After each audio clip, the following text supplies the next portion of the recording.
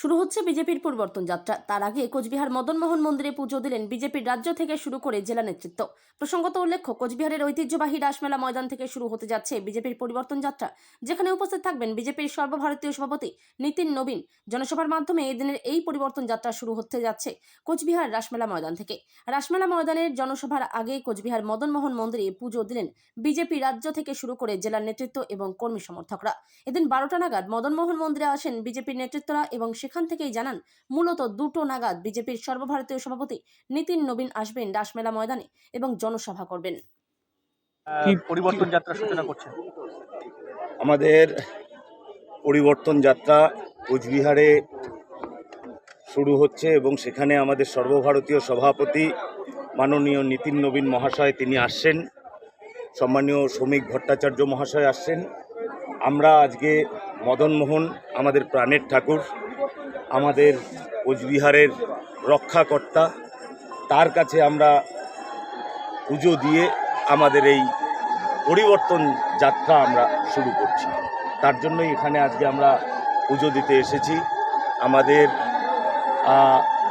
এই কোচবিহারের জেলা সভাপতি এসছেন, আমাদের কোচবিহার যাত্রার প্রমুখ মনোজ দা এসছেন, আমাদের কোচবিহারের ইনচার্জ আলিপুরদুয়ারের সাংসদ শ্রী মনোজ টিগ্গা মহাশয় এসছেন।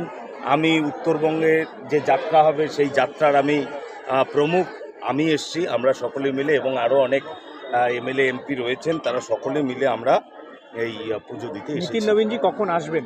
নীতিন নবীনজি আমাদের এখানে 3টার সময় আসবেন।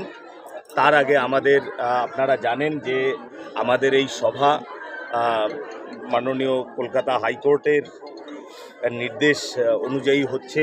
আমরা এখানে ডিএম সহ সকলের কাছে পারমিশনের জন্য আবেদন করেছিলাম, কিন্তু অত্যন্ত দুর্ভাগ্যজনক বিষয়, বর্তমানে পশ্চিমবঙ্গের সমস্ত প্রশাসনিক যে ব্যবস্থা সেটির সম্পূর্ণ দলীয়করণ হয়েছে এবং যার জন্য তারা আমাদের কোনো অনুমতি দেয়নি। অনুমতির জন্য আমরা হাইকোর্টে গিয়েছি এবং হাইকোর্টের অনুমতিক্রমে আজকের এই সভা 2টো থেকে শুরু। কোথাও কি বাধা বা এরকম অভিযোগ পাচ্ছে আসছে? ইতিমধ্যে বিভিন্ন জায়গায় এরকম বাধা শুরু হয়েছে। ঘুঘুমারিতে একটা বাধার সম্মুখীন হয়েছে আমাদের কর্মীরা, চিলকিরহাটে এরকম হয়েছে, আরও বিভিন্ন জায়গায় হবে, কিন্তু কোনো কিছুতেই লাভ হবে না। তৃণমূল যেন মনে রাখে সাধারণ মানুষের চেয়ে বড় শক্তি আর কিছু নেই।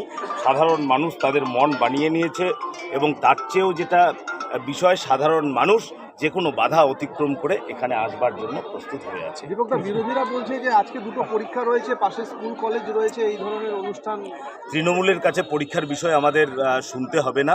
হ্যাঁ, এই পরীক্ষাগুলো কেন হচ্ছে সেটা একবার তৃণমূলকে জিজ্ঞেস করুন। এর টাকা পয়সা নিয়ে এই পরীক্ষাগুলোকে তারা অবান্তর করে দিয়েছে এবং আজকে যে পরীক্ষা নিচ্ছে সে পরীক্ষাও কতদূর কী হবে বলা মুশকিল। আজকে পরীক্ষা কেন হতে যাচ্ছে? আজকে পরীক্ষা হচ্ছে শুধুমাত্র তারা যেভাবে টাকার বিনিময়ে আজকে চাকরি বিক্রি করেছে, ওদের লজ্জা করা উচিত। তার জন্যই আজকে এখানে পরীক্ষা নিতে হচ্ছে তাদের। আজকে 26,000 ছেলেমেয়ের তারা ভবিষ্যৎ অন্ধকারে নিমজ্জিত করে রেখেছে। আজকে পশ্চিমবঙ্গের শিক্ষা ব্যবস্থা সম্পূর্ণ ধ্বংস করে ফেলেছে।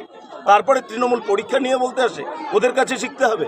আমরা এখানকার সভা 2টোর পরে শুরু করছি, 1:30 মিনিটে পরীক্ষা শেষ হয়ে যাবে, তারপরেই আমাদের মাইক বাজবে, তার আগে আমাদের মাইক বাজবে না। ঠিক ঠিক।